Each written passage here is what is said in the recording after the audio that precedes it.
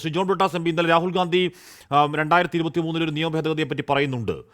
അതിൽ എഴുതി വെക്കുന്നുണ്ട്, no court shall entertain or continue any civil or criminal proceedings against any person who is or was a chief election commission. എന്ന് പറഞ്ഞാൽ immunity എല്ലാം ഉണ്ടാക്കി വെച്ചു എന്ന് പ്രതിപക്ഷം വെറുതെ ആരോപിക്കുന്നതല്ല. നിയമ ഭേദഗതി അടക്കം നമുക്ക് അതിനു മുന്നിൽ തെളിവായി ഉണ്ട്. ശരിയാണ്, ഇംപീച്ച്മെന്റ് നടപടികൾ, ഇപ്പോൾ വോട്ടർ അധികാർ യാത്ര എന്ന് പറയുന്ന വലിയ പങ്കാളിത്തത്തിൽ നടക്കുന്ന യാത്ര ഒക്കെ ശരിയാണ്. വോട്ടർമാരെ ബോധവൽക്കരിക്കലൊക്കെ നല്ലതാണ്. പക്ഷേ ഇതിനൊരു പരിസമാപ്തിയിലേക്ക് എത്തിക്കാൻ ഇത്രയധികം ഇമ്മ്യൂണിറ്റി അകത്ത് നിൽക്കുന്ന ഒരു ഈസിക്കെതിരെ ഈ പോരാട്ടം മതിയാകുമോ ശ്രീ ജോൺ ബ്രിട്ടാസ്?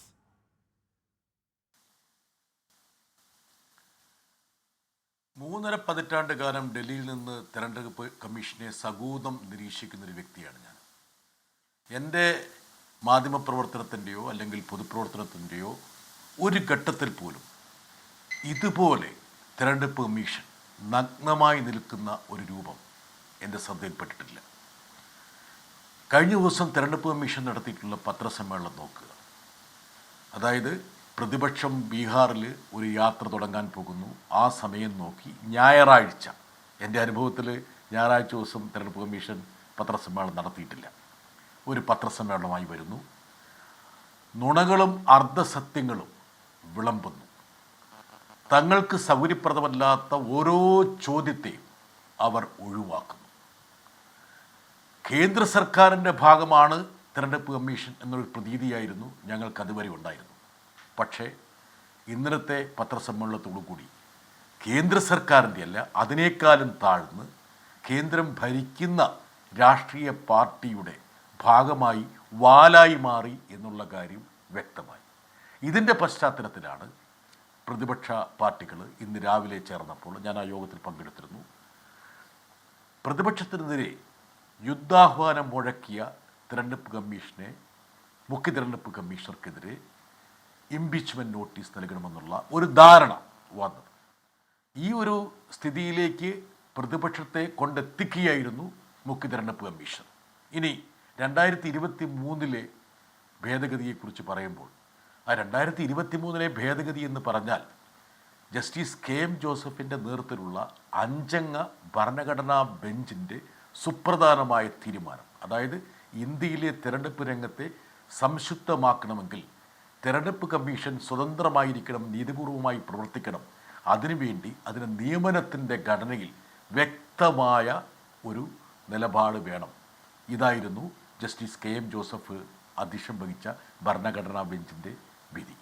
അതിനെ അട്ടിമറിക്കാൻ വേണ്ടിയാണ് 2023 കേന്ദ്ര സർക്കാർ ഒരു നിയമ ഭേദഗതിയുമായി വന്നത്. മാത്രമല്ല അതിലാണ്, അതായത് തെരഞ്ഞെടുപ്പ് കമ്മീഷൻ അംഗങ്ങളെ ഇൻസുലേറ്റ് ചെയ്യുന്നു. അതായത് ഒരു തരത്തിലും ക്രിമിനലോ സിവിലോ ആയിട്ടുള്ള ഒരു കേസുകളിലേക്ക് അവരെ വലിച്ചഴയ്ക്കാൻ പാടില്ല.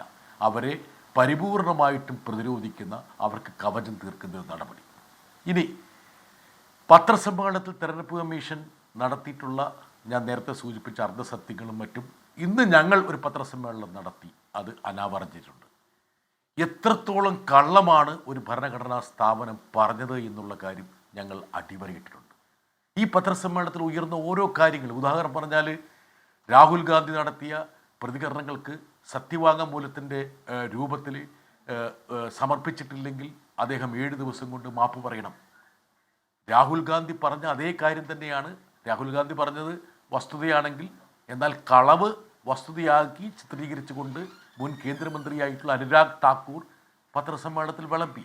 പക്ഷെ അദ്ദേഹത്തിന് അങ്ങനെ ഒരു സത്യവാങ്മൂലമോ മാപ്പപേക്ഷയോ നൽകേണ്ടതില്ല. അപ്പോൾ അതിനെക്കുറിച്ച് ചോദിച്ചപ്പോൾ എന്താണ് ജ്ഞാനേഷ് കുമാർ പറഞ്ഞത്? ഗ്രേഡഡ് റെസ്പോൺസാണ്.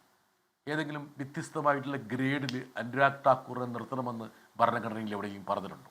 അതെയോ അനുരാഗ് ഠാക്കൂർ തെരഞ്ഞെടുപ്പ് കമ്മീഷൻ്റെ ഭാഗമാണ്? മാത്രമല്ല ഓരോ ചോദ്യങ്ങളിൽ നിന്നും അദ്ദേഹം ഒഴിഞ്ഞു മാറി. ഇത് ബീഹാറിൻ്റെ മാത്രം പ്രശ്നമല്ല. യഥാർത്ഥത്തിൽ TN ശേഷൻ മുമ്പ് നടത്തിയിട്ടൊരു പ്രതികരണമുണ്ട്.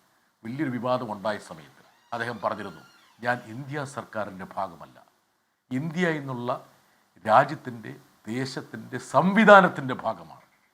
യഥാർത്ഥത്തിൽ TN ശേഷനെ പോലുള്ള ആൾക്കാർ പറഞ്ഞിട്ടുള്ള വാക്കുകളുടെ ഭാഗികമായെങ്കിലും അർത്ഥം ഉൾക്കൊള്ളാൻ ജ്ഞാനേഷ് കുമാറിനും സംഘത്തിനും കഴിഞ്ഞിരുന്നെങ്കിൽ ഇന്ത്യൻ ജനാധിപത്യം ഒരു വ്യത്യസ്തമാകുമായിരുന്നു. അടുത്തടുത്ത് അങ്ങനെയൊക്കെ എത്താം.